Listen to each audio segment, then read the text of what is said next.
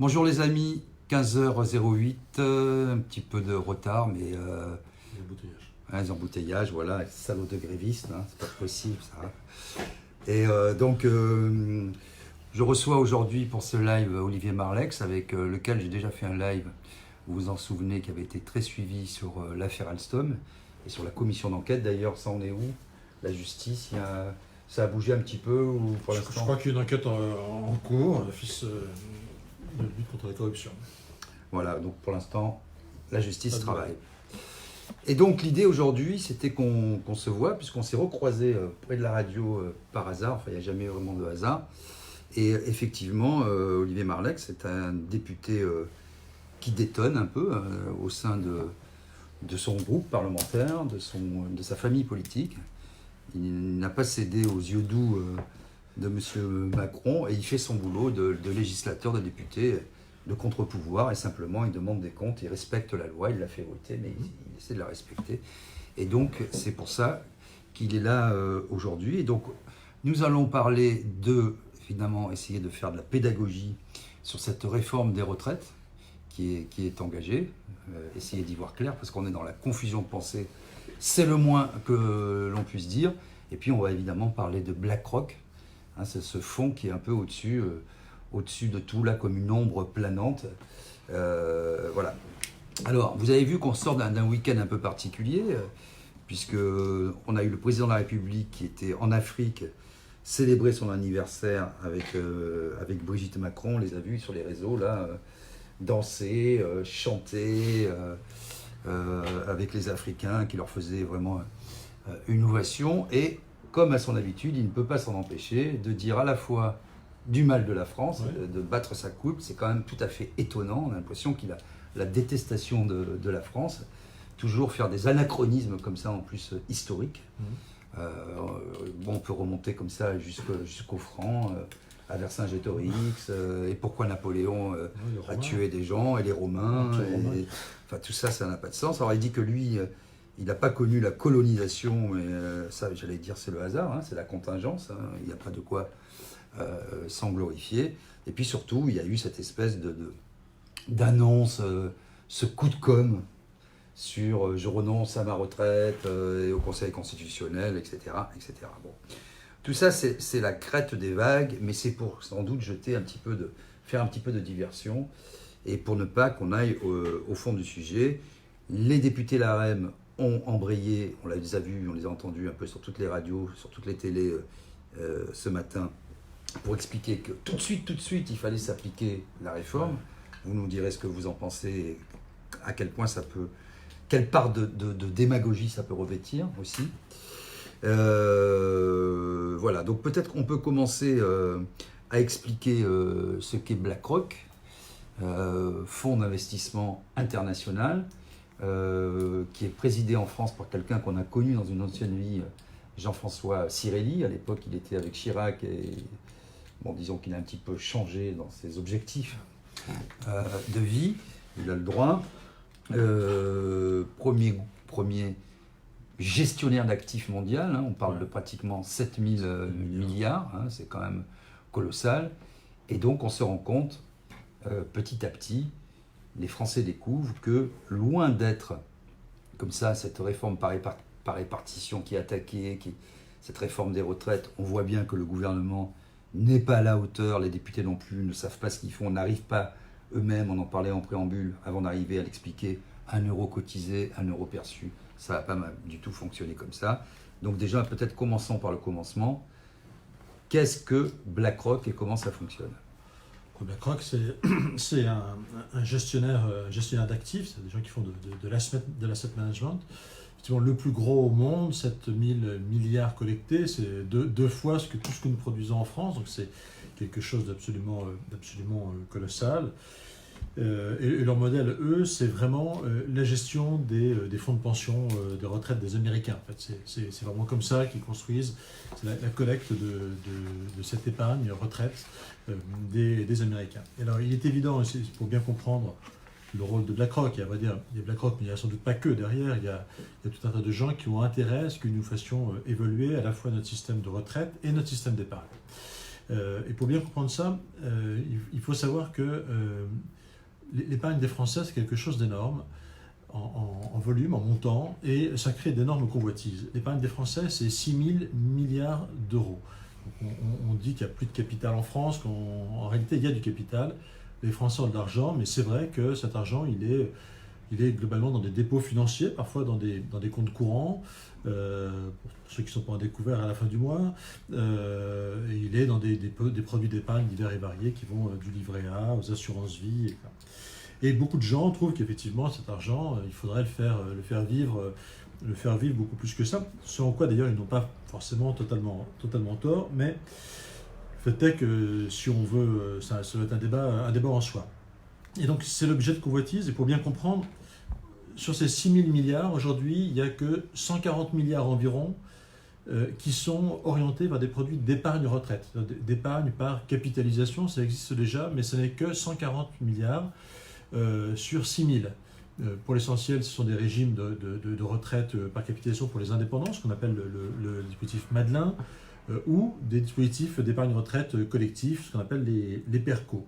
Et les plans de d'épargne individuels, c'est vraiment en encours quelque chose d'assez faible, même si c'est une somme qui peut paraître très importante, ce n'est que 14 milliards sur ces 6 000 milliards. Et évidemment, le sujet, pour un certain nombre d'acteurs financiers, c'est de faire basculer l'épargne des Français de nos produits traditionnels, notamment l'assurance vie, vers d'autres produits, et c'est notamment le lobbying qu'ont fait les anglo-saxons depuis quelques années. Et ce qu'on pourrait dire déjà, sans doute, c'est que comme il y avait le Brexit, il y a eu stratégiquement une BlackRock, on va dire, BlackRock, comme quoi je fais des lapsus un peu révélateurs, c'est BlackRock, c'est les hommes en noir. Donc un comité stratégique pour dire on va maintenant s'orienter vers la France parce que la Grande-Bretagne va probablement sortir de l'Union européenne et ça va être plus difficile à capter. Oui, alors ils ont été l'objet d'ailleurs de très courtisé par le président Macron qui a voulu les faire... qui les a reçus d'ailleurs. Qui a voulu qu'ils s'installent en France. Bon, jusque-là d'ailleurs, c'est pas condamnable que leur siège, que un certain nombre de personnes s'installent en France, c'est plutôt pas une mauvaise chose pour la France. Le fait est qu'il y a une loi qui est passée assez inaperçue parce qu'aujourd'hui dans cette loi il y a d'ailleurs 220 articles et donc il y avait dedans des dispositions, c'est la loi Pacte, qui a été approuvée en début d'année 2019 et cette loi elle a changé les règles concernant justement cette épargne retraite privée. Elle a changé deux choses. D'abord, elle a renforcé de manière assez substantielle l'attractivité fiscale, l'attractivité de ces produits d'épargne retraite individuelle. Bon, là aussi, c'est plutôt pas mal. Moi, je ne vais pas jeter le bébé avec l'eau du bain. Je pense que ce n'est pas inutile d'offrir aux Français des produits d'épargne potentiellement pour ceux qui le désirent. Et puis, cette loi Pacte, elle a changé une deuxième chose. Alors là, c'est très technique et personne n'a vraiment regardé ça avec attention à l'époque. Elle a permis aux sociétés de gestion, donc aux gens qui font de l'asset management, notamment BlackRock, de commercialiser en direct tous ces produits d'épargne retraite, ce qui n'était pas le cas auparavant. Donc ça, c'est là qu'on a un changement quand même assez important. C'est là que, en quelque sorte, très concrètement, Emmanuel Macron a cédé au lobbying de ces fonds de gestion, notamment d'outre-Atlantique. Dans la loi Pacte, il a ouvert la possibilité pour eux de commercialiser en France tous leurs produits d'épargne, qu'il s'agisse d'épargne retraite et d'épargne collective. Mais une fois encore, tout ça aurait pu passer pour des dispositions très techniques sur des produits financiers. En général, personne n'y comprend grand-chose. Au Parlement, soyons honnêtes, vous avez peut-être à l'Assemblée nationale 5 ou 6 députés qui maîtrisent dans le fond ces dispositifs de produits financiers, pas beaucoup plus au Sénat. Mais tout ça prend une dimension nouvelle aujourd'hui quand on regarde ce qui se prépare, ce qui nous est annoncé sur la réforme des retraites. Et sur la réforme des retraites, qu'est-ce qu'on nous dit ? On nous dit que, enfin aujourd'hui, pour bien comprendre, tous les salaires, y compris les très hauts salaires, les très hauts revenus, sont dans le même dispositif, sont pris en charge par la sécurité sociale. Et notamment, aujourd'hui, vous pouvez gagner jusqu'à 27 000 € bruts par mois, ce qui est une somme assez colossale. Ça ne concerne pas énormément de gens en France. Je pense pas. Mais vous pouvez, malgré ces salaires-là, être encore dans le système de la sécurité sociale. Ce qui posera, on le verra après, un problème de financement. Mais qu'est-ce qui se passe le jour où ces gens-là partent et dans quelles conditions on va les faire sortir? C'est évidemment tout le cœur du sujet. En clair, aujourd'hui, pourquoi je dis 27 000 euros? Parce que la règle, c'est 8 fois le plafond de la sécurité sociale.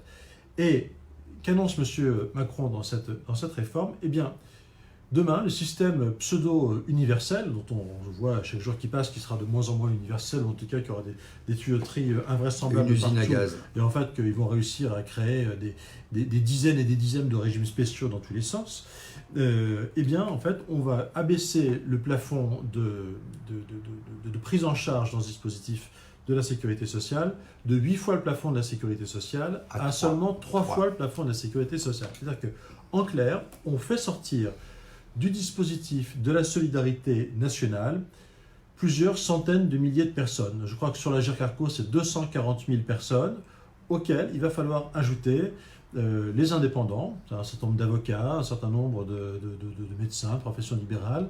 Sans doute aussi, d'ailleurs, il faudra regarder ça de plus près, je crois que ça n'a pas été comptabilisé, mais des hauts fonctionnaires. En clair, aujourd'hui, on ne sera plus dans le régime de la sécurité sociale, notamment dans le régime complémentaire, que si on est donc en dessous de 3 fois le plafond de la sécurité sociale, ça veut dire 10 000 euros bruts ou 7 600 euros net par mois. Ce qui veut dire déjà avec une première incidence, parce qu'il faut être vraiment très pédagogique. C'est très très compliqué. Enfin compliqué. Ça veut dire en clair qu'on fait sortir 300 000 personnes du système de la solidarité nationale. 300 000 personnes qui vont sortir. Alors qu'est-ce qui va se passer? Parce que alors évidemment, on ne va pas spontanément pleurer sur le sort des très hauts salaires. Donc c'est pour ça d'ailleurs que c'est aujourd'hui une espèce d'angle mort de la réforme des retraites, c'est que franchement, a priori, ça ne préoccupe pas monsieur, madame, tout le monde de savoir ce que deviennent les 300 000 plus hauts salaires dans notre pays. Mais en réalité, ça va changer beaucoup de choses et ça va impacter beaucoup de choses. La première chose d'abord, c'est que ces gens, ils vont bien être obligés d'aller chercher une autre façon de se constituer une retraite.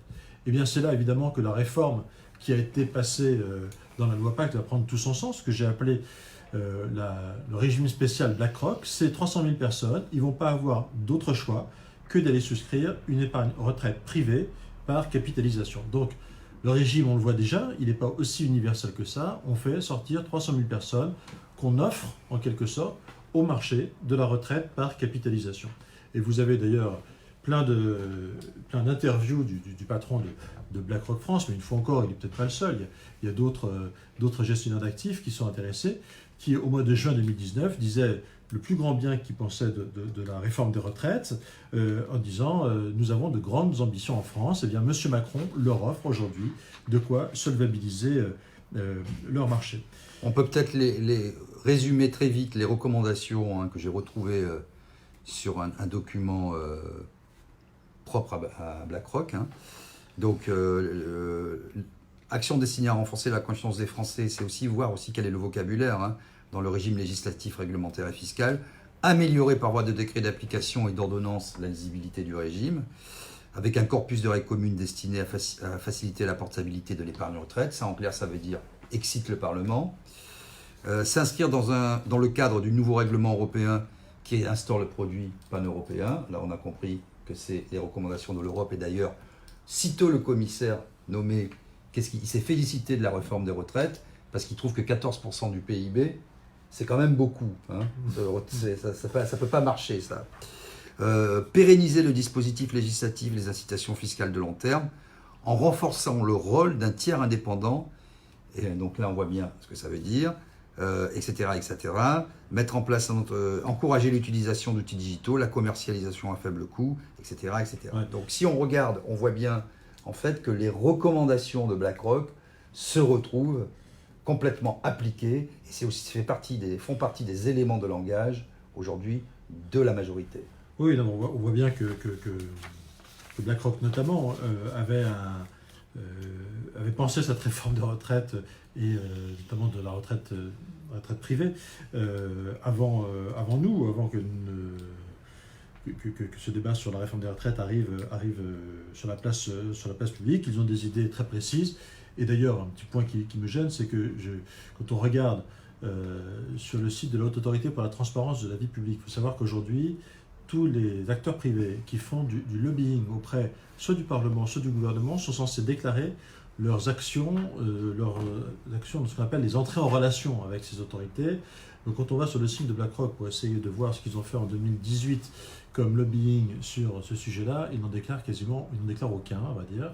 Ils ne déclarent aucun lobbying sur la loi Pacte. Et donc effectivement, c'est assez troublant. Pourtant, très clairement, il suffit d'aller sur leur site internet, on voit qu'ils avaient des idées très précises pour notre épargne retraite. Donc c'est effectivement un petit sujet dans le sujet. C'est un sujet de forme qui n'est pas négligeable, puisque je pense que les règles de transparence, on a vu aujourd'hui, elles comptent. Les Français aiment savoir d'où viennent les réformes, pourquoi elles sont faites, qui est-ce qui fait du lobby en ce sens. Et clairement, il y a une petite interrogation quand on regarde ce que BlackRock déclare comme lobbying officiellement. Moi, je voudrais revenir sur le fond, parce que le fond, il est au-delà du lobbying qu'a pu faire un tel ou un tel. Le fond, il pose quand même beaucoup de questions.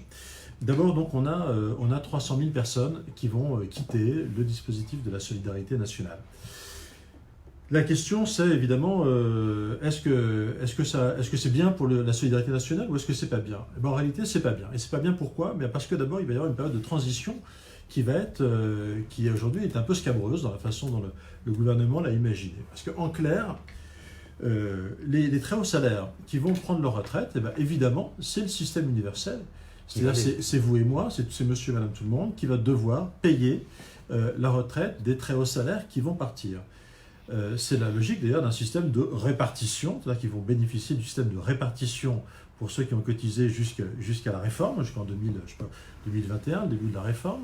Ils seront pris en charge par la solidarité. Et ils sont pris en charge par la solidarité alors même que les nouvelles générations de très hauts salaires, les générations de remplacement, ne cotiseront plus à la même hauteur dans le système de solidarité. Ils cotiseront toujours, mais ils cotiseront jusqu'à un plafond très limité, de 3 fois le plafond de la sécurité sociale, on l'a dit, plus une petite taxe de 2,8%, mais ce sera évidemment loin du compte, et c'est pas eux, c'est pas les nouvelles générations de très hauts salaires qui permettront d'assurer le versement de ces pensions, et donc c'est la solidarité nationale qui devra prendre en charge ce manque à gagner. On voit que par cette première faille et ce premier biais, qui sera quand même assez décisif, c'est finalement la mise à mal du système par répartition dans son ensemble, qui pour l'instant est encore équilibré, contrairement à ce qu'on dit, parce que il commence mais c'est pas dramatique.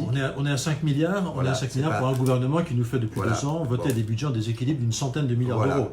Il est pratiquement à l'équilibre, sauf que là, comme il sera plus financé, et qu'on devra financer, vous l'avez bien expliqué, là, plus personne... Mais c'est tout à fait. C'est-à-dire qu'on nous explique qu'il faut d'urgence faire cette réforme dès demain et perturber les retraites de tout le monde, y compris les pensions de reversion de femmes qui sont aujourd'hui à la retraite. Une femme qui a 80 ans, dont le mari vit toujours et a 90 ans, le gouvernement a expliqué qu'effectivement, elle n'était pas à l'abri. C'est M. Delevoye qui l'avait dit en son temps, qu'elle n'était pas à l'abri de voir sa pension de reversion, qu'elle ne touche pas encore, parce qu'elle n'est pas encore veuve, modifiée. Donc on va perturber tout ça au nom d'une urgence. Cette urgence, en réalité, c'est quoi?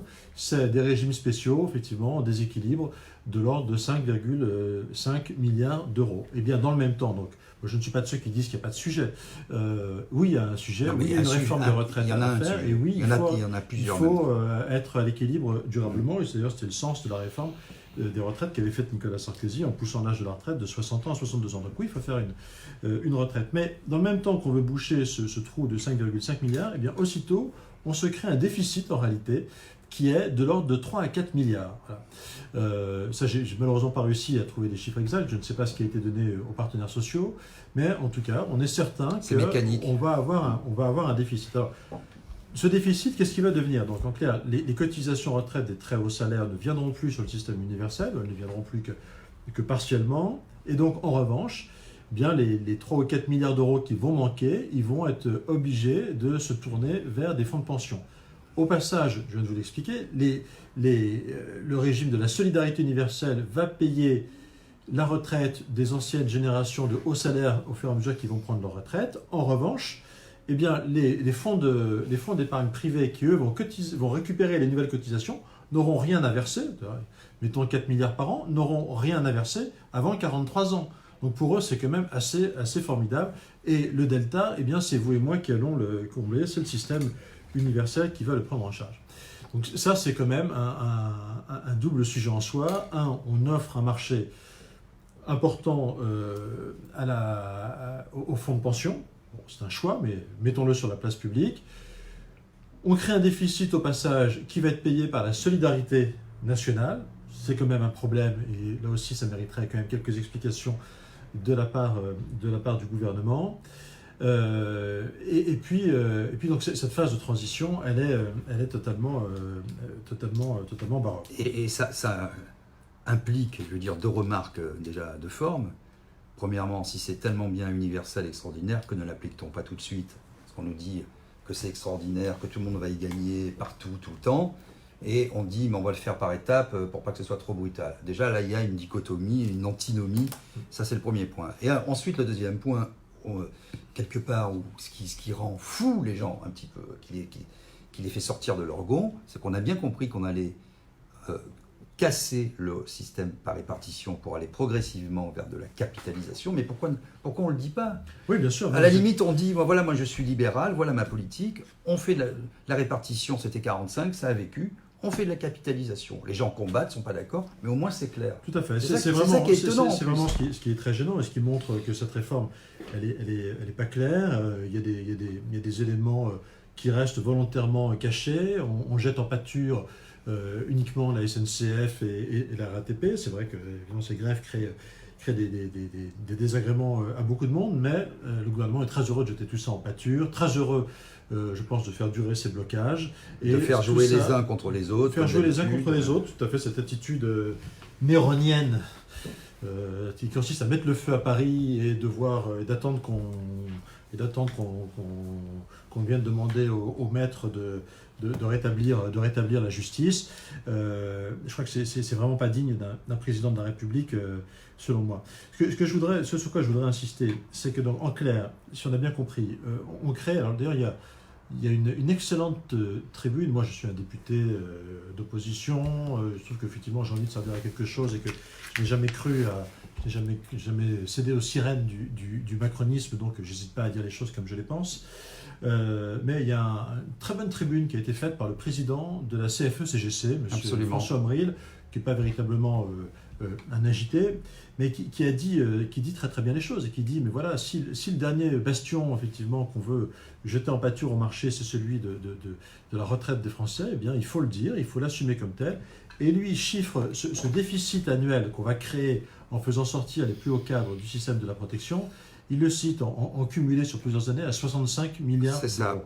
Donc on n'est quand même pas sur des petits montants, on est sur des montants extrêmement importants. Alors je voudrais revenir, une fois encore, on n'a pas bien les chiffres, on ne sait pas exactement, il s'agit de 4,7 milliards. J'ai vu des syndicats publier un document qui montrait qu'en fait on va être sur un déficit annuel du fait de la sortie de ces très hauts salaires de l'ordre autour de 4,7 milliards d'euros par an. Donc, ce qu'il faut bien comprendre, c'est qu'il y a un perdant.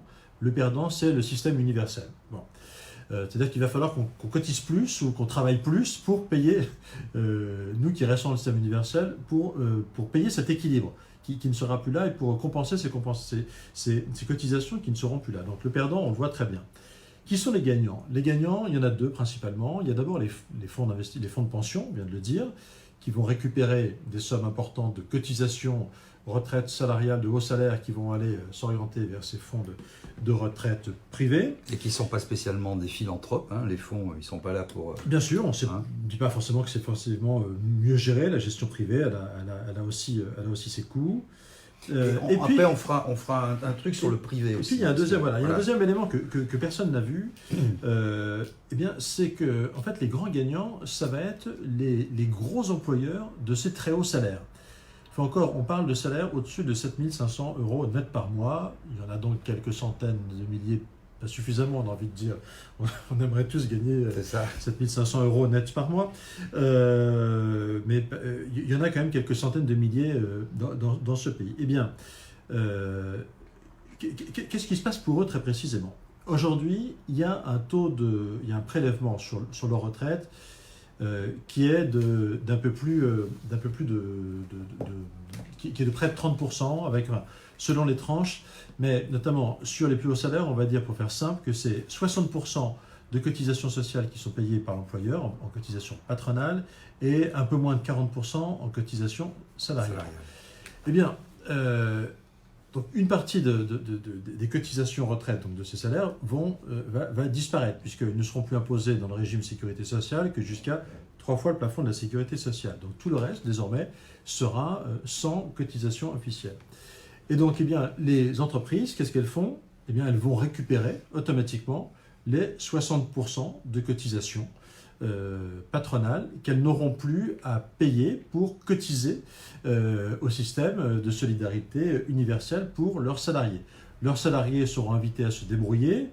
Ils pourront se débrouiller parce qu'eux vont avoir une espèce de gain de salaire net correspondant aux 40% qu'ils payaient autrefois de prélèvement de cotisations salariales qu'ils payaient, mais les cotisations patronales n'auront plus à les payer. Donc, qu'est-ce qu'on peut imaginer de ce que va être le comportement des employeurs, de ces grands employeurs de haut salaire? Alors, les grands employeurs de haut salaire, là aussi, c'est pas monsieur tout le monde, c'est très clairement qui paye des gens en grand nombre à plus de 7500 ou 600 euros net par mois. Bon, on le voit très bien, on est dans des activités de services, d'entreprises multinationales. On n'est pas dans la PME d'Eure-et-Loir oui, ou dans notre département français. On est surtout dans des entreprises, disons-le, du CAC 40, qui sont cotées en bourse, quand même. On est rarement dans l'industrie. Oui, encore les on est CAC 40, rarement... ce sont des entreprises françaises, donc ça me dérange moins, mais ça, Oui, ça va être aussi des entreprises... Regardons où sont les sièges des entreprises du CAC 40. Hein. C'est un autre sujet, c'est un vrai sujet aussi. Et où est l'emploi? Mais clairement, il n'est pas en France. On va faire un très gros cadeau en termes de charges, un très gros allègement de charges, qui va être, donc si on parle de 4,7 milliards, cet allègement de charges sur les parts patronales, il va être de l'ordre de 3 milliards. Eh bien, ce cadeau de 3 milliards, à qui va-t-on le faire? On le fait à des très grandes entreprises qui emploient en grand nombre des très hauts salaires. Pour avoir un ordre de grandeur, là aussi, il y a une réforme qui a été faite dans ce pays qui est plutôt pas mal, qui était le CICE. C'est la première fois que je dis du bien de François Hollande, donc profitez-en. C'est une réforme qui a été faite sous le quinquennat de François Hollande. C'est un abaissement de charges pour les employeurs. Eh bien, cet allègement de charges, qui est devenu aujourd'hui un allègement de charges général pour tout le monde, il est de 6 milliards. 6 milliards. C'est une politique dont on a beaucoup parlé, qui a fait couler beaucoup d'encre. Ça bénéficie à tous les employeurs français ou presque. Il n'y a que quelques indépendants qui malheureusement n'y ont pas droit, je pense aux agriculteurs. Mais donc c'était une réforme assez massive. Et bien là, on est en train de faire un cadeau qui représente quasiment la moitié de cet effort. On parle de plus de 6 milliards, on parle de 3 milliards, qui lui, en revanche, va être concentré uniquement sur ces très gros employeurs que sont pour l'essentiel des entreprises multinationales. Là, il y a évidemment quelque chose de très choquant, parce que si on a 3 milliards d'euros de cadeaux à faire chaque année aux entreprises, eh bien pour moi, il faut le faire peut-être d'abord à nos PME, d'abord à nos entreprises industrielles, d'abord aux entreprises artisanales, bref, à celles qui font travailler monsieur et madame tout le monde, là où on a les taux de chômage les plus importants, et pas nécessairement là où on a un marché de l'emploi mondial. Et ce qu'il faut voir bien, parce que c'est là où c'est complexe, c'est ce qui inspire la philosophie, parce qu'il y a quand même une philosophie derrière ça. Parce que quand par exemple, Emmanuel Macron parle du ruissellement, il dit il y a des premiers de cordée, ça va bénéficier à tout le monde. Et pourquoi pas, à la limite, on est dans une société, il faut des gens performants, qui produisent, on peut ne pas être d'accord avec ça. Après, c'est qu'est-ce qu'on fait de l'argent gagné, de la croissance. Oui, mais des gens performants, on en a dans nos campagnes, on a des artisans performants, en a partout, on a des PME comment on répartit performantes. Et si on veut un partage, si on veut que cette croissance, elle bénéficie à l'ensemble du pays, notamment sur l'ensemble de nos territoires, eh bien, il faut arrêter de penser seulement concurrence, compétition avec la City de Londres, voilà, avec la place financière de Londres, mais aussi il faut penser au reste du pays. Et c'est ce que visiblement M. Macron oublie en faisant ce cadeau de 3 milliards aux grandes multinationales, aux employeurs de très hauts salaires, alors que cet effort, il pourrait bénéficier à tout le monde. Sachant que... Ce sera l'exact inverse. Alors voilà, c'est ce que j'allais dire, on n'est même pas dans cette philosophie-là, puisqu'on sort du système les plus gros contributeurs, c'est pas parce qu'ils vont gagner plus, parce que je sais pas moi, le cadre sup qui est à 15 000 euros par mois, il va placer son argent dans une épargne privée, une épargne retraite, etc., des produits financiers, c'est pas sûr qu'il gagne plus. Hein. Sauf qu'on n'est plus dans le système par répartition. Je voudrais juste simplement rappeler que quand Lionel Jospin avait créé ce fameux fonds pour abonder les retraites, etc., cet argent avait été investi notamment chez Lehman Brothers qui a fait faillite. Et ce fonds avait perdu, de mémoire, hein, à l'époque, 100 millions d'euros. Hein. Donc c'est pas non plus une science exacte. Hein. C'est ça qu'il faut voir. Bien sûr, non, mais oui, mais d'ailleurs, je ne suis pas certain que les hauts salaires en question soient conscients, pour l'instant, et vu le détail de cette réforme, je ne suis pas sûr qu'ils soient très demandeurs de cette américanisation de la société, parce qu'on le sait tous, le jeune cadre hyper performant que tout le monde s'arrache quand il a 35, 40 ans, qu'il est très prometteur, etc., malheureusement, quand il a 55 ans, je ne suis pas sûr qu'il y ait autant de monde qui se l'arrache. Et donc ça veut dire quoi? Ça veut dire que le jeune cadre qui rentre dans la réforme de monsieur, enfin, qu'on va faire sortir du système de la solidarité, dans les premières années, lorsqu'il vaut très cher, lorsque tout le monde se l'arrache, l'employeur sera sans doute prêt à compenser, à financer son régime de retraite, à lui offrir un régime de retraite collectif, etc., etc. Mais lorsqu'il aura 55 ans et qu'il recherchera du boulot parce qu'il a été mis à la porte, je pense qu'il y aura un tout petit peu moins de monde pour se bousculer, pour payer sa retraite, et qu'on lui dira, écoutez monsieur, soyez conscient qu'on est déjà bien gentil de vous recruter, vous n'allez pas en plus nous demander de vous offrir votre retraite.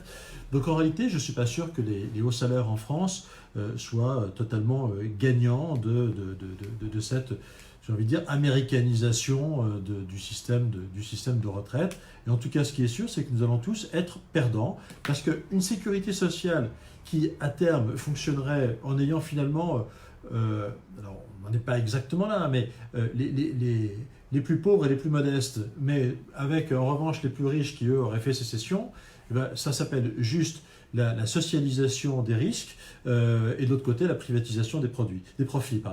Comme c'est toujours et malheureusement, arrivé. Malheureusement, comment ne pas voir que chez M. Macron, ça ressemble décidément, ça semble être une espèce de philosophie dans ses façons d'approcher la sécurité sociale, puisqu'il y a une réforme de l'UNEDIC, là aussi pas grand monde y a prêté attention, mais dans cette réforme de l'UNEDIC, c'est exactement la même chose. On a modifié le régime, notamment pour les cadres supérieurs, et désormais au-dessus de 4 500 € brut par mois, donc là on est déjà beaucoup plus bas et ça concerne potentiellement un peu plus de monde, eh bien votre régime de retraite, d'assurance chômage, il est assez rapidement et assez brutalement dégressif.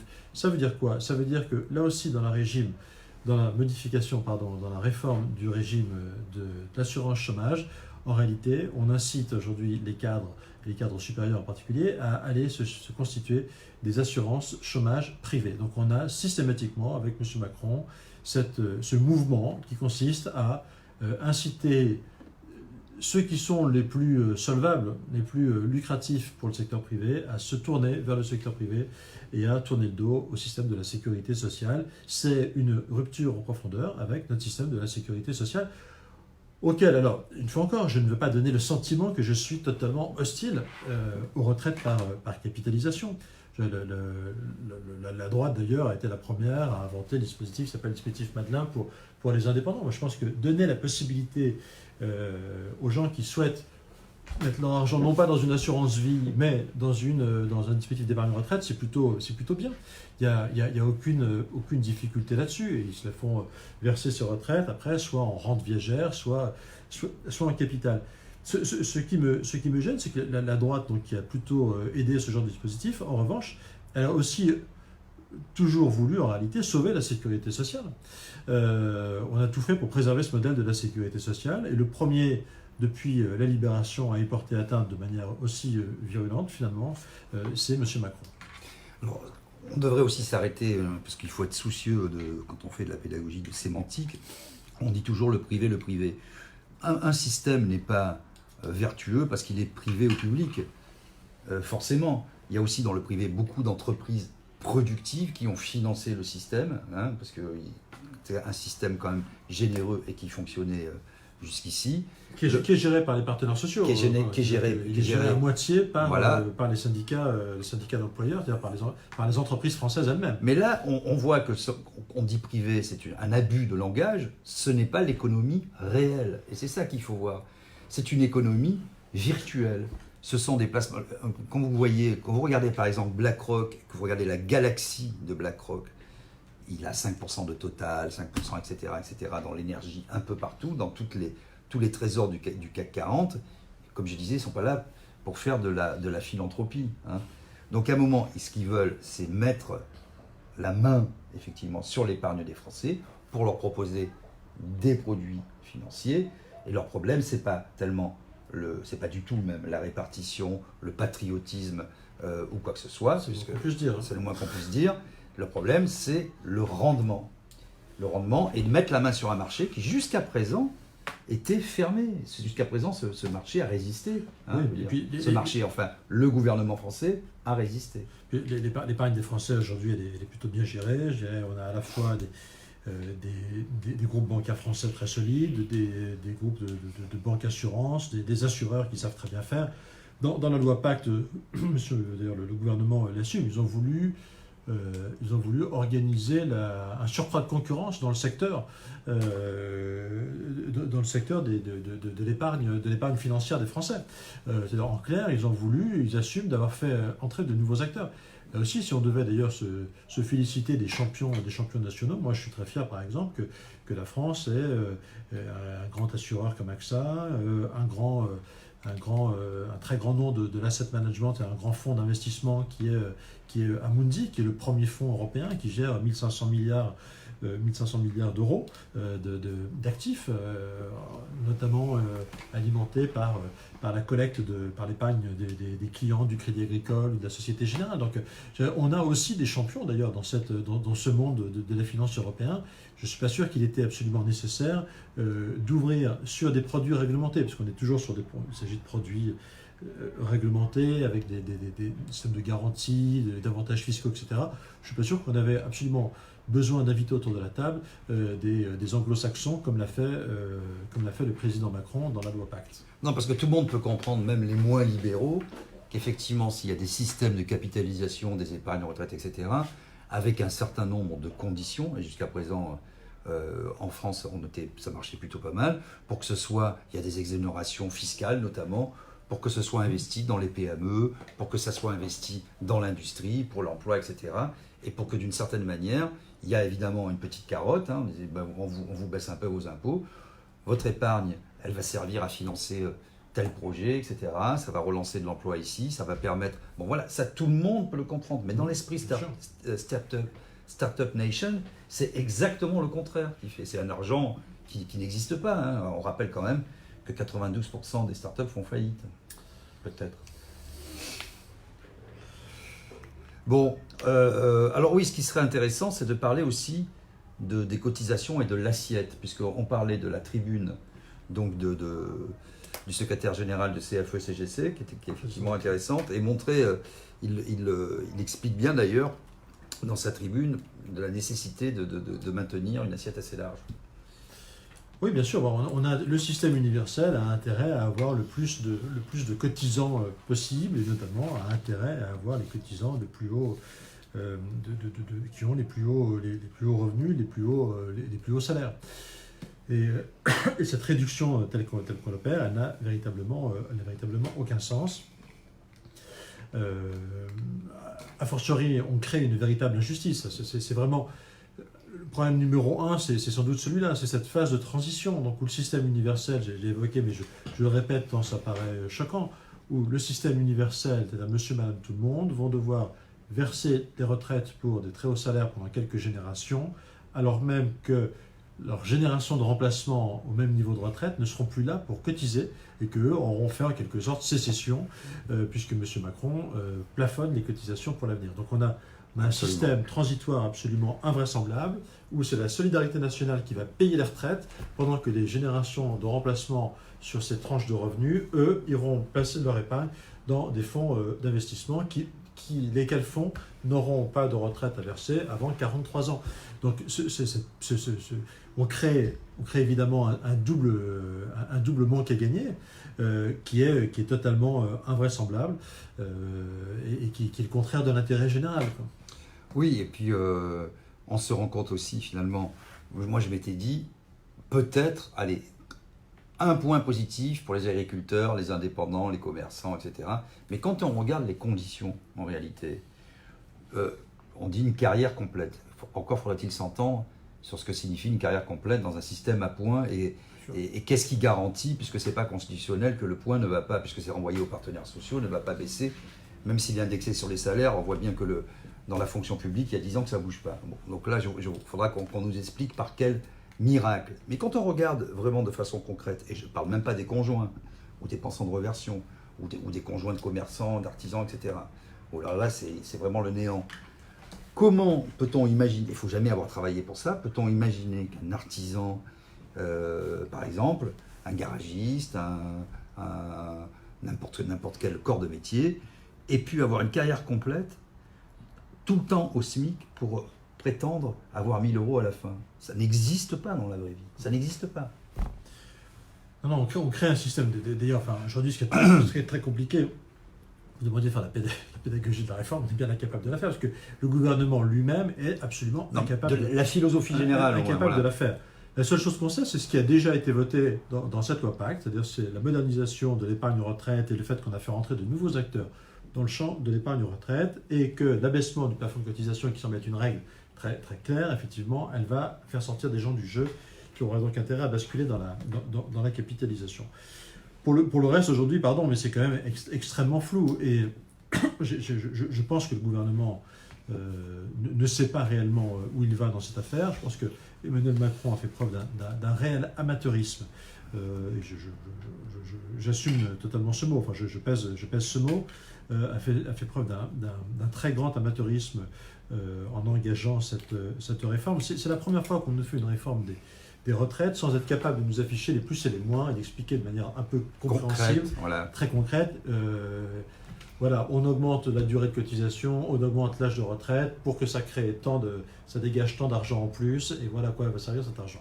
C'est la première fois qu'on veut nous faire voter une réforme des retraites dans un état de flou aussi grand, avec juste un slogan pendant la campagne présidentielle, qui visiblement est un slogan qui avait été fait par des gens qui ne connaissaient rien au système de retraite français, puisque le slogan de la campagne, c'était pour 1 euro cotisé, 1 euro redistribué. Mais ça ne peut pas être ça, évidemment, ça n'a à aucun moment pu être ça, puisque je vous rappelle qu'aujourd'hui, par exemple, un salarié au SMIC, le niveau de cotisation, donc on est sur le premier plafond de la sécurité sociale, on est sur moins de 10% de cotisation.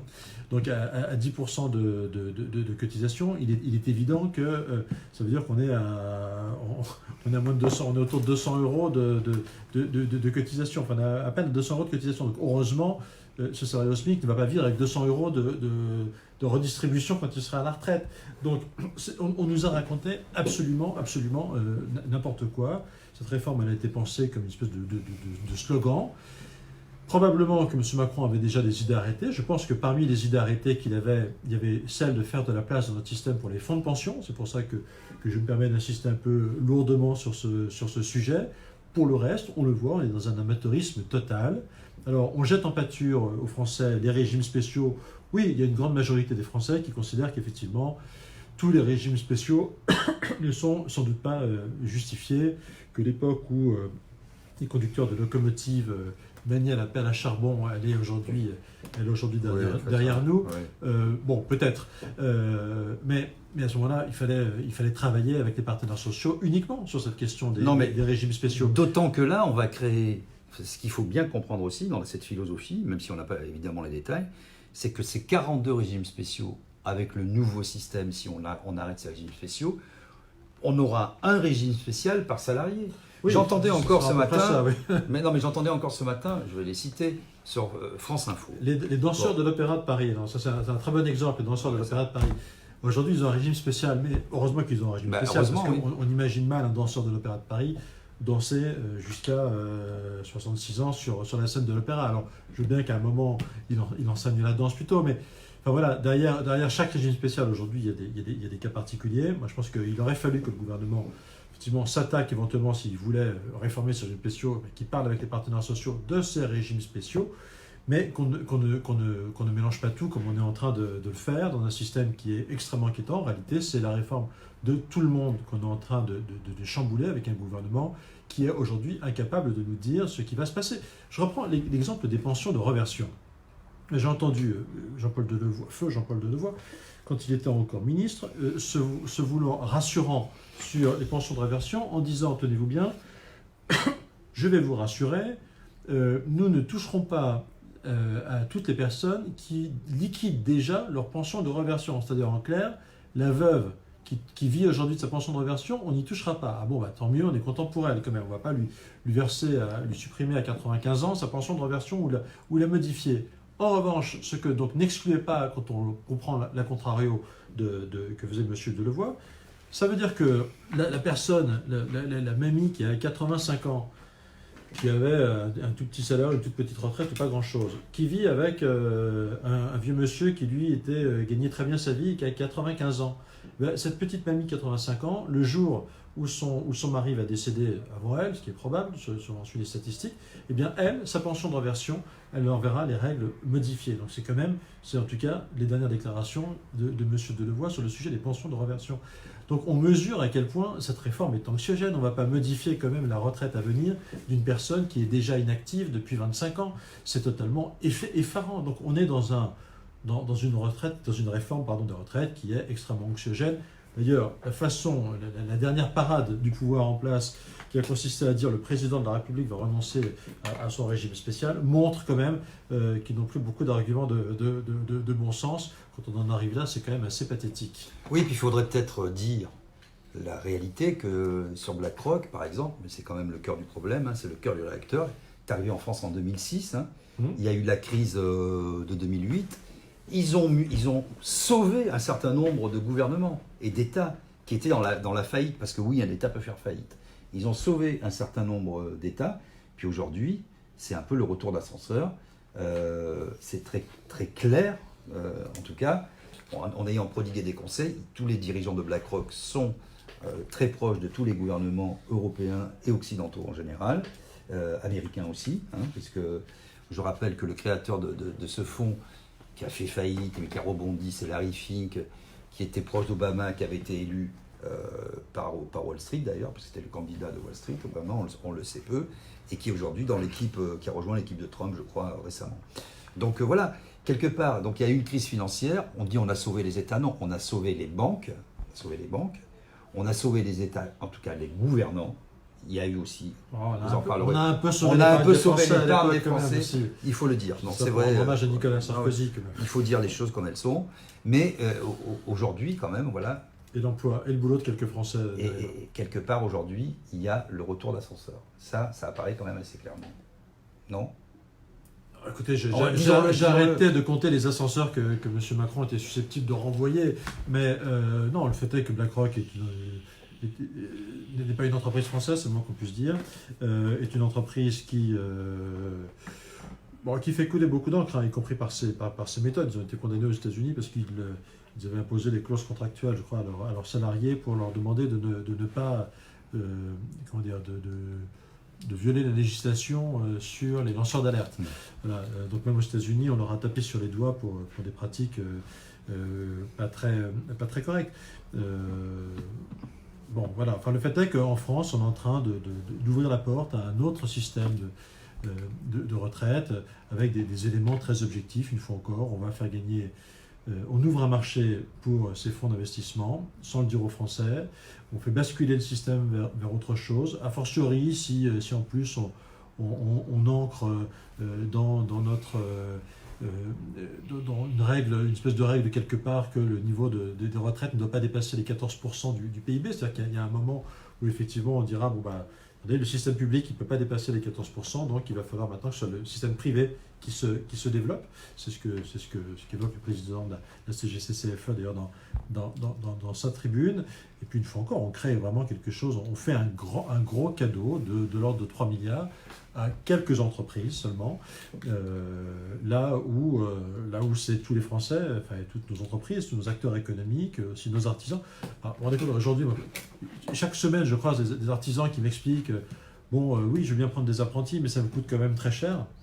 Moi, c'est sur eux que j'aimerais qu'on fasse d'abord baisser les cotisations sociales, que l'emploi d'un apprenti soit totalement exonéré, que l'emploi d'un jeune puisse être beaucoup plus exonéré qu'il l'est. Et ben non, M. Macron, sa priorité, c'est de faire baisser les exonérations patronales sur des très très grosses entreprises qui recrutent des très hauts salaires.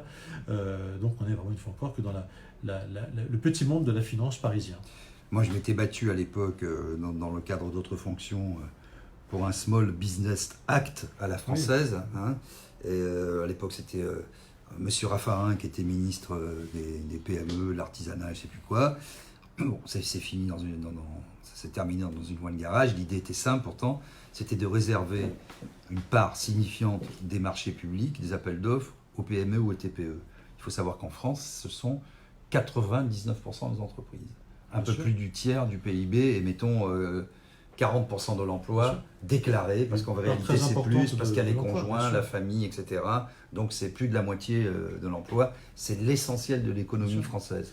Et donc aujourd'hui... La vraie relance de l'économie française, oui. C'est plutôt évidemment de baisser la pression fiscale et sociale, les charges sociales sur ces entreprises, sur nos PME, sur nos ETI, et pas seulement sur ces quelques... Des entreprises de taille intermédiaire ou des PME qui ont des salariés à plus de 10 000 euros brut par mois, il n'y en a pas beaucoup. Non, il y en a très peu, oui. Donc on est vraiment d'un cadeau fait à quelques entreprises, dont la plupart d'ailleurs ne sont pas françaises. Alors, l'argument, peut-être que l'argument de M. Macron, c'est de vouloir renforcer l'attractivité financière de la place de Paris. Mais enfin, avant qu'on en voit la couleur de ce ruissellement... Non, mais ça c'est faux, parce que quand on regarde les entreprises du CAC 40, il y a une étude, je vous invite tous à la regarder, entre 2010 et 2017. Avec l'indice qui fluctue un peu, etc., on voit que la part de l'emploi en France, elle n'a cessé de baisser dans des proportions assez considérables, alors qu'elle a augmenté partout ailleurs dans le monde. C'est-à-dire que les gens choisissent la France parce que c'est un beau territoire, un beau marché. Plein de créativité, plein de productivité, etc. Mais les bénéfices, ils ne sont jamais faits en France. Et l'impôt n'est jamais payé en France pour ces sociétés-là. Jamais, j'exagère. Non, mais il y a une part importante. Le projet de fusion PSA Fiat Chrysler, la nouvelle entité aura son siège aux Pays-Bas. C'est quand même. C'est beaucoup plus avantageux. De la part de l'État actionnaire, laisser faire ça, c'est quand même là aussi un peu surprenant. On va peut-être prendre quelques questions concrètes. Si vous me parlez de la destitution, parce que je vois. Comment destituer M. Macron? Peut-être, tiens, comment destituer M. Macron? Parce que ça, à chaque live, on peut au moins rappeler la loi. J'ai souvent, c'est dans la Constitution. Il ne faut pas me tenter là-dessus, évidemment que c'est pas moi, c'est ce sont les followers. Ce qu'il faut comprendre, c'est que nous ne sommes pas tout à fait aux États-Unis. Aux États-Unis, vous avez 2 chambres, où en général les majorités ne sont pas exactement les mêmes. Donc il y en a une qui fait l'accusation et une qui va voter la destitution. En France, ça ressemble, mais au final, pour voter, pour qu'une destitution, je parle de manière théorique, je ne parle pas de politique actuelle, pour qu'une destitution ait une chance de passer, il faut qu'elle soit approuvée avec une majorité qualifiée. J'ai plus en tête la Constitution, pardon, mais des 2 tiers, je crois. Oui, je crois que c'est les 2 tiers. Voilà. Et donc, très clairement, aujourd'hui, vous n'avez évidemment absolument aucune chance que cette possibilité se réalise. Mais d'ailleurs, j'ai envie de dire, dans la Ve République, elle ne peut pas se réaliser avec le fait majoritaire pour autre chose que ce qui serait des manquements flagrants trahison, ou à la probité, ou une espèce de haute trahison. Donc c'est vraiment des circonstances qui doivent être évidentes et qui ne peuvent pas être des circonstances sujettes à appréciation politique. Et puis rappelons aussi que la loi a évolué autour de la personne, de la fonction du chef de l'État, qui est déclaré, je le dis comme ça à grand eau, irresponsable durant la durée de son mandat. Et qui ne peut pas. Moi, c'est une question de la destitution qu'on me pose souvent. Pourquoi est-ce que vous n'avez pas signé parce que, encore, c'est pas l'envie d'abréger, pour le dire poliment, l'envie d'abréger ce quinquennat qui me manque. Mais évidemment, elles n'ont strictement aucune chance. Celles qui ont pu être signées n'ont aucune chance d'aboutir. Ceux qui demandent ça n'ont aucune chance d'obtenir le moindre succès compte tenu de ce que sont les conditions de majorité. Et regardez ce qui se passe aux États-Unis, on en reparlera fin janvier. En réalité, l'opposition, plutôt que de mettre en difficulté M. Trump aux États-Unis, lui a en réalité offert plutôt une occasion de prospérer puisqu'en réalité, celui qui a réussi à être le plus discrédité de tout ça, c'est son principal opposant, Joe Biden. Et finalement, M. Trump va sortir gagnant d'une procédure qui aura fait flop. Alors, les gens disent, je suis là un petit peu les questions. Il y a évidemment beaucoup de personnes qui sont choquées par la répression qui a été mise en place tout au long de l'année, notamment envers les Gilets jaunes, etc. Et ils disent, est-ce que c'est pas violence contre le peuple, la motif des institutions? Non, c'est pas, parce que tout... Après, on peut évidemment, ça a été fait, saisir l'ONU ou les instances, les autorités judiciaires européennes. Mais en France, je veux dire, ça peut être, c'est autorisé. Voilà, parce que c'est autorisé. Il faudrait apporter la preuve que la riposte n'a pas été proportionnelle et qu'il y a une volonté délibérée de bon. Tout le monde le comprend, tout le monde le constate. Enfin, en tout cas, ceux qui sont sur le terrain. Mais comment le démontrer juridiquement, c'est autre chose. En tout état de cause, je crois que ce que je condamne absolument sans réserve, c'est la politique systématique de pourrissement que choisit Emmanuel Macron. Sur la crise des Gilets jaunes, il a quand même fini par lâcher 13 milliards d'euros. On pouvait régler tout de suite. C'est quand même pas rien, ça aurait pu se régler en quelques jours. Je vous rappelle que, c'est un exemple que j'avais bien prendre à l'époque, que la crise de mai 68 avec les accords de Grenelle, ça a duré 3 jours, mais la crise elle débute à la mi-mai 68, les accords de Grenelle ils ont lieu fin mai 68, c'est-à-dire que Georges Pompidou prend les choses à bras le corps et la crise elle se règle en quelques jours et à la fin du mois de mai, les accords de Grenelle étaient signés. Le président Macron a laissé pourrir la situation. Et aujourd'hui, sur la réforme des retraites, on est exactement dans la même stratégie de pourrissement. La réforme, elle n'est pas sur la table, on n'y comprend rien. Ce n'est pas les explications de M. Delevoye quand il était là qui ont pu éclaircir grand-chose, bien au contraire. Ce qu'a dit Édouard Philippe, on n'y comprend pas grand-chose. Regardez ce qui a été annoncé sur les fonctionnaires, où on nous dit ils vont rentrer en système universel, mais alors du coup, on va être obligé d'augmenter les primes. Puis le jour où Édouard Philippe dit ça, le président de la République dit que non, finalement, c'est pas comme ça que ça se fera. Donc on n'y comprend absolument rien et on jette les gens dans la rue alors qu'on ne connaît pas précisément les tenants et les aboutissants de cette réforme. C'est totalement irresponsable comme façon de gouverner. Je crois qu'on est en réalité dans un mélange d'opérations de communication où M. Macron veut apparaître comme un grand réformateur et en réalité il est surtout un grand amateur. Voilà. Et donc tout ça fait un mélange des genres qui est absolument désastreux, dont les Français finalement vont payer la double peine, c'est-à-dire qu'ils se seront payés les grèves pendant un mois, ils auront dû marcher à pied, galérer, se lever à 5h du matin pour aller bosser. Et au total, en réalité, on va céder sur tout en ayant fait semblant de résister, mais on va céder sur tout avec un pseudo-régime universel, mais avec en réalité autant de régimes spéciaux qu'il y aura quasiment de Français qui travaillent, ou presque. Et donc ça, c'est évidemment une méthode qui était extrêmement choquante. Il y a beaucoup de gens qui le font remarquer d'ailleurs, c'est vrai, les 13 milliards, c'est aussi un tour de passe-passe. Oui, c'est de l'écriture comptable, parce que les APL ont baissé, il y a beaucoup de choses qui ont baissé. Il ne fait que rendre l'argent qu'il a pris précédemment. C'est une écriture comptable, donc on enlève d'un côté, on remet de l'autre. Le pouvoir d'achat des Français après ces fameux 13 milliards, il n'a pas bougé d'un iota, il a encore même baissé, puisque tout augmente. Je rappelle l'électricité, le gaz, l'essence. L'électricité va encore augmenter, le gaz a déjà augmenté, l'essence va aussi encore augmenter. Les taxes d'habitation qui devaient être annulées, moi je sais, j'ai peut-être pas de chance, la mienne a augmenté de 88 €. Autour de moi, beaucoup de gens sont dans le même cas. Voilà. Il y a une grande part de manipulation dans la façon dont agit Emmanuel Macron. Sur les Gilets jaunes, très clairement, on voit très bien qu'il est allé chercher le point de retournement de l'opinion publique, notamment de l'opinion parisienne, avant les élections européennes, c'est-à-dire pour créer un réflexe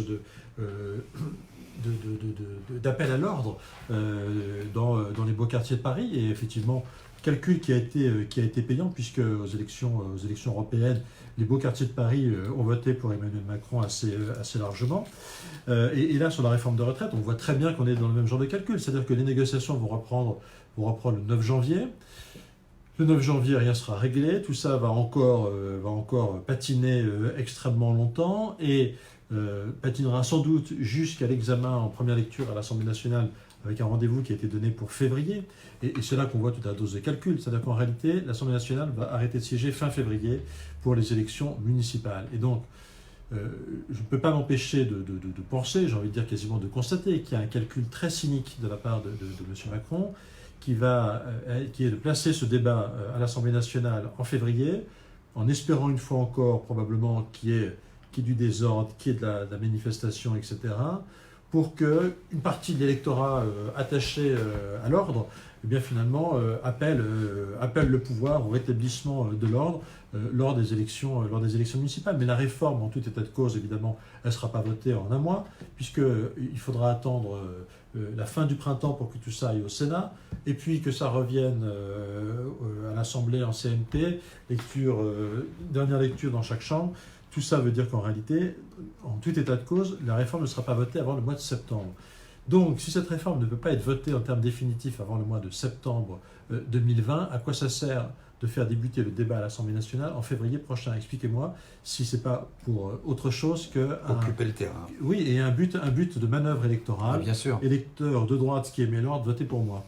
Alors, j'ai une question qui revient de façon assez récurrente. En cas de krach boursier, qu'advient-il des points et qu'advient-il des retraites, finalement? Est-ce que ça va fondre comme neige au soleil s'il y a un krach, par exemple? Non, tant qu'on est dans le système de la... Non, avec le nouveau système. Hein. Tant qu'on est dans le système de la répartition, en réalité, qu'il s'agisse de points ou pas de points, on n'a pas de risque, puisque c'est la particularité en fait, du système actuel par répartition, que l'argent qui rentre par les cotisations est immédiatement redistribué aux générations qui ont pris leur retraite. Donc c'est l'intérêt de ce système par répartition oui, parce que ça, il y a beaucoup de gens qui n'ont pas conscience de ça. Des défauts. Il faut bien expliquer ça. Tout à fait, que l'argent des cotisants à l'instant T sert à payer les retraites au même moment, en même temps, pour ceux qui sont partis à la retraite. Donc cet argent, il ne passe pas du tout par les circuits financiers. D'où la question aussi du nombre des actifs. Il n'y a que éventuellement la trésorerie de quelques régimes qui peut être déposée à la Caisse des dépôts et consignations, voilà. Mais donc qui est là totalement garantie par l'État.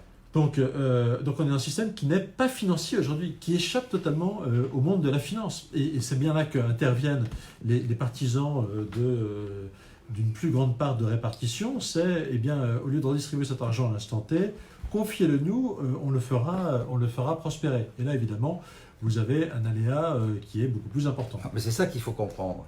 C'est qu'aujourd'hui, vous avez un système qui est ce qu'il est, il est un peu en déséquilibre. Mais finalement, pas tant que ça. Ah non, la réponse, si on veut le rééquilibrer, on la connaît. On la connaît depuis la réforme des retraites faite par Nicolas Sarkozy. Ouais. C'est-à-dire qu'à l'époque, on a mis une durée de cotisation de 43 années, mais un âge de liquidation à 62 ans. Bon, on sait très bien qu'il faut faire bouger les curseurs et progressivement, assez rapidement, arriver à 64 ans. Une année de cotisation en plus, c'est 8 milliards de recettes immédiatement dans les caisses dans le système. D'autant qu'on peut quand même dire que c'est déjà le cas. Cette histoire d'âge pivot est un faux point de fixation, destiné un petit peu là aussi à amuser la galerie. On ne sait pas bien quel jeu joue la CFDT. Oui, moi, j'ai toujours pas tout compris. Hein. Je me suis dit, ils sont complices, pas complices, on ne sait pas bien.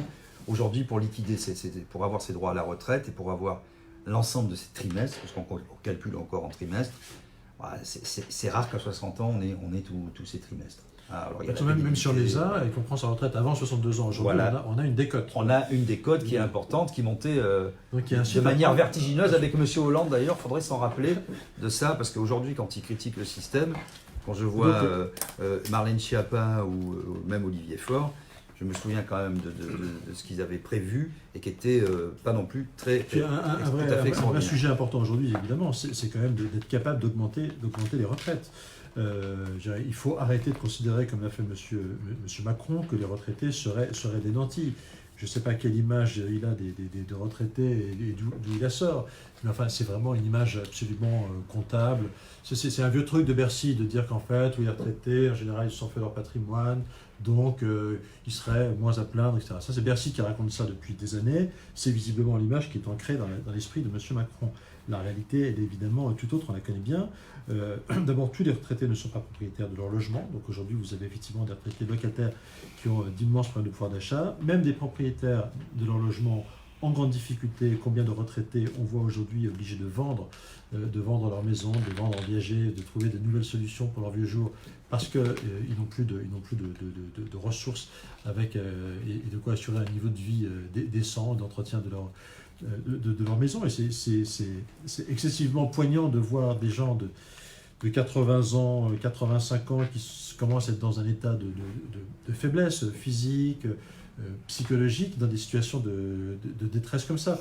Et pourquoi ? Eh bien parce que simplement, les retraites n'ont pas été revalorisées depuis 8 ans, et que même ce gouvernement est le premier à avoir sous-indexé, comme on dit, les retraites, c'est-à-dire donc avoir pénalisé à ce point les retraités. Donc comment lui faire confiance ? Donc il y a un enjeu aussi, quand on parle de réforme des retraites, qui est comment on fait pour se redonner la capacité demain d'augmenter le pouvoir d'achat des retraités. Et c'est pour ça qu'en réalité, on propose, devant la famille politique, on propose bien d'avoir le courage d'augmenter l'âge réel de départ à la retraite. Question subsidiaire, mais je l'ai vu revenir un certain nombre de fois. Il y a beaucoup de candidats aux élections municipales qui obèrent aujourd'hui leur appartenance à La République En Marche. Et on en avait parlé l'autre fois, mais on n'a pas eu le temps d'en parler, mais c'est peut-être l'occasion. Il y a une espèce de bidouillage qui a été fait. Ah oui. Et ça, c'est tout à fait intéressant d'expliquer aussi comment l'AREM peut essayer d'avoir des mairies, comme ils n'ont pas d'implantation, etc. Et par quel procédé. Là aussi, on est quand même dans le bidouillage et le tripatouillage. Ça en dit très long, et une fois encore, je pèse le mot que je vais employer sur la malhonnêteté de ceux qui nous gouvernent actuellement. Qu'est-ce qui se passe ? Il se trouve qu'à chaque élection, quelle qu'elle soit, le ministère de l'Intérieur, pour comptabiliser les résultats de manière homogène, se livre à un exercice qu'on appelle le nuançage, c'est-à-dire qu'il comptabilise les résultats en réattribuant une nuance politique aux listes en question.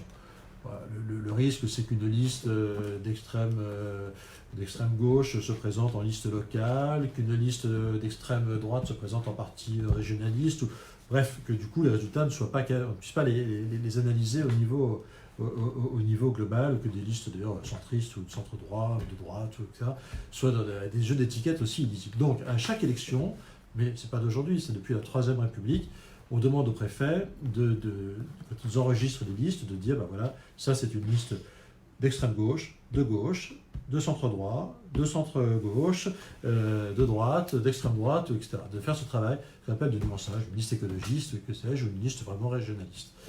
De manière la plus objective possible, et en réalité c'est un système qui n'a jamais été contesté par personne. Bien, ce qu'il y a de fabuleux, c'est qu'évidemment, ce gouvernement, il a un problème, c'est qu'il se dit, oulala, elles sont où mes listes en marche ? Aujourd'hui, à Paris, il y a des listes en marche, il y en a même 2, il y en a trop, mais ailleurs, ils ont beaucoup de mal, le pouvoir En Marche a beaucoup de mal à constituer des listes, c'est de notoriété publique. Moi, je vois dans mon département, des villes moyennes, comme Chartres ou comme Dreux, La République En Marche rame pour arriver à trouver plus de 3 personnes, donc il en manque beaucoup pour faire une liste. Et alors, a fortiori, quand vous commencez à descendre dans le niveau de plus petites villes, notamment dans ce qu'on appellerait la France profonde, alors là, évidemment, il n'y a pas beaucoup de candidats de La République En Marche et du pouvoir macronien. Qui est un phénomène essentiellement urbain. Oui, très urbain, et même encore. Et même des grandes villes. Les sondages qui sont faits aujourd'hui en milieu urbain, d'ailleurs, ne sont pas très glorieux pour le gouvernement et pour La République En Marche, qui ont des sondages souvent à 8 ou 9%. Eh bien, donc évidemment, c'est panique à bord, puisque qu'est-ce qu'on va afficher comme tableau des résultats le soir du premier tour pour la France entière ? Eh bien, M. Castaner a eu une idée absolument géniale. Il a dit, c'est simple, on va retenir que les communes de plus de 9000 habitants, et le reste, on va dire qu'on n'attribue plus de nuances, c'est-à-dire qu'on ne regarde plus ce qui s'y passe, et tout ça sera, on va jeter un grand voile sur les communes de moins de 9000 habitants. Petit problème, les communes de moins de 9000 habitants, c'est la France, c'est la moitié de la France, la moitié des Français en tout cas. Et si on raisonne en nombre de communes, les communes de moins de 9000 habitants, tenez-vous bien, c'est 97% des communes. C'est-à-dire que le ministère de l'Intérieur s'apprête de manière très officielle à communiquer le soir du premier tour des élections municipales en affichant uniquement le résultat de 3% des communes de France le résultat de la moitié des Français seulement, le vote de la moitié des Français, le reste passera sous silence. C'est joyeux anniversaire des Gilets jaunes, quoi. Ouais, c'est ça. Donc on va prendre encore quelques questions. Il y en a tellement. Alors, qu'est-ce que je vais prendre? N'hésitez pas à poser des questions peut-être sur la mécanique des retraites. Hein. J'attends de voir ce qui passe. Oui, nous on est mal barrés à Paris. Non, peut-être en attendant, bon, je vais noter les questions au fur et à mesure. J'ai vu qu'il y avait, il me semble, hein, du rapprochement dans l'air là, avec le président du Sénat et le président de la République. Non, je ne crois pas du tout. Non, c'est pas vrai ça? Non, je ne crois pas du tout. Non. Je pense que c'est vraiment pour faire parler. Ça m'a étonné, j'ai vu passer ça. Bavards. Non, ce week-end, je me suis dit, tiens, quand même. Ça, je n'y crois pas un quart de seconde, c'est pour faire parler les bavards. Bon, écoutez, voilà les amis, on va prendre encore les salariés du privé. Alors ça, c'est intéressant aussi quand même. Bon, moi, souvent, quand j'interviens, je dis, il y a l'économie réelle, parce que là aussi, il y a une confusion qui est opérée d'ailleurs par l'exécutif souvent et par les médias, mais là c'est un peu par incompétence. Hein. Quand ils parlent de l'entreprise, on voit qu'ils n'ont jamais travaillé en entreprise, ils disent le privé, le privé. Il y a un privé qui est productif, on en parlait tout à l'heure, les PME, les TPE, les gens qui sont à leur compte, qui ne peuvent pas partir, qui créent de l'emploi, qui prennent tous les risques, etc. Et puis il y a le monde de la finance, avec les fonds qui viennent dépecer les entreprises. On dit les fonds vautours, mais c'est presque un pléonasme ou une tautologie. Donc voilà, quand on parle du privé, il faut bien prendre garde de voir quel est l'argent réel, ce qui est réinvesti, si ça crée de l'emploi, où sont faits les bénéfices, etc., etc.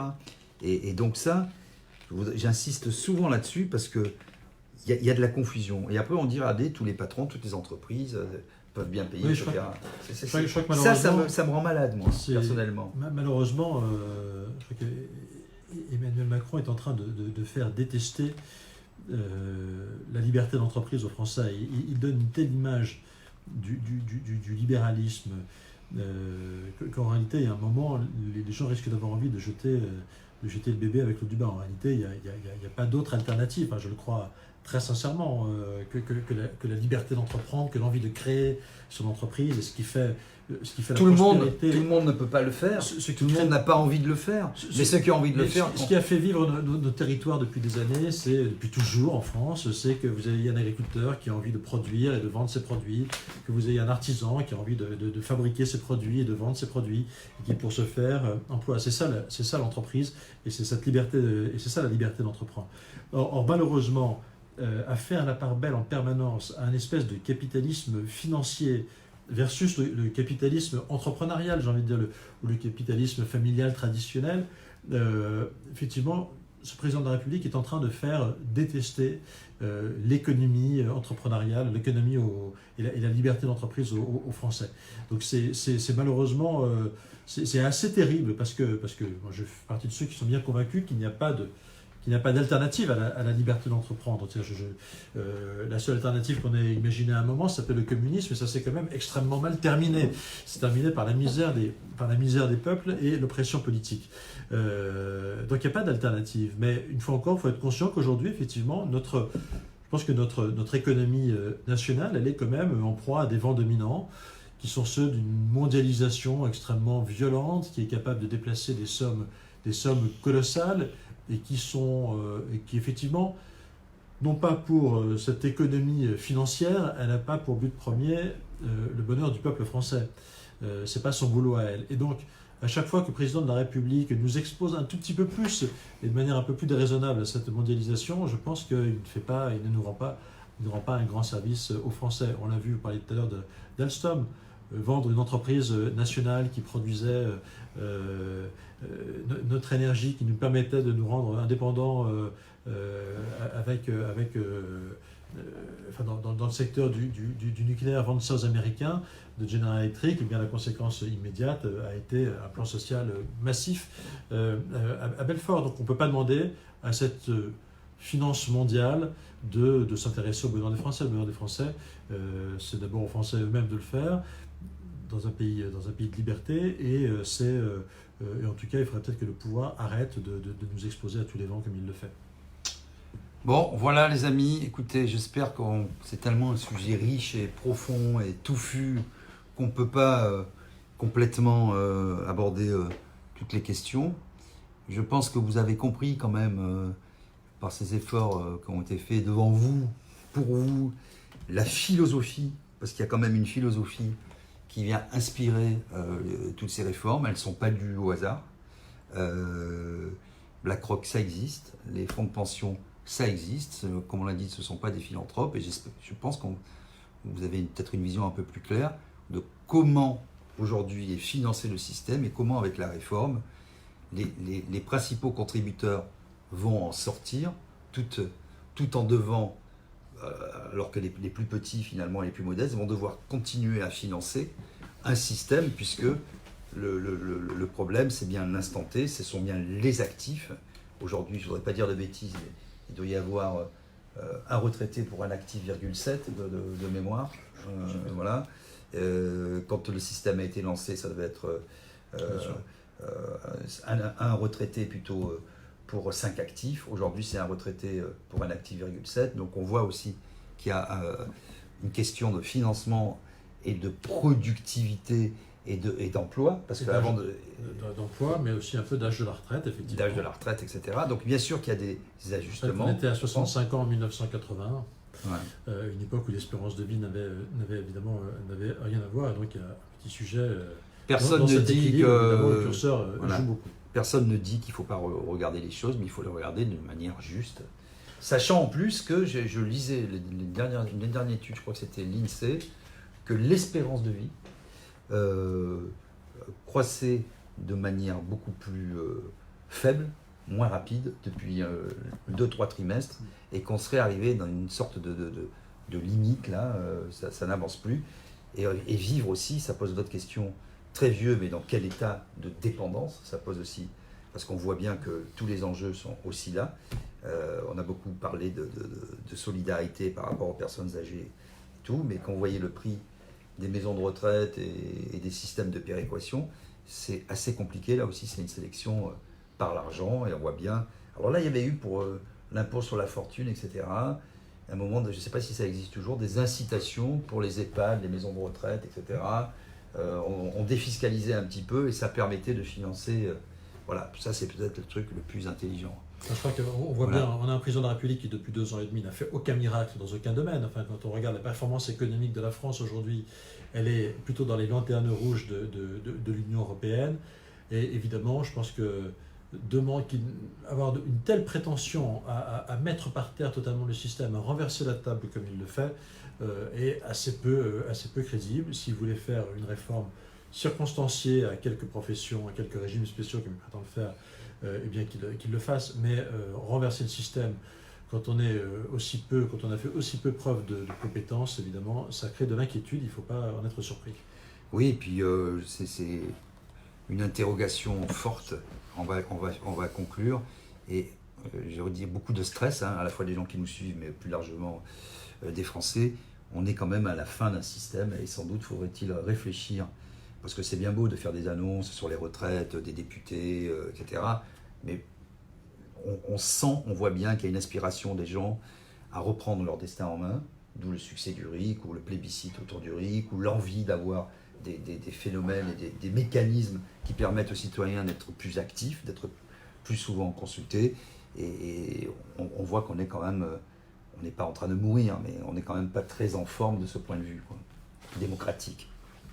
Et je crois que les difficultés qu'offre le pouvoir depuis quelques années, c'est un pouvoir peut-être dont on attend trop de choses. Je pense que le prochain président de la République, pour se faire élire, il faudra qu'il se fixe 3 ou 4 grands objectifs, 3 ou 4 grandes réformes, pas beaucoup plus, et qui ne prétendent pas en permanence apparaître comme une espèce de sauveur de tous les problèmes.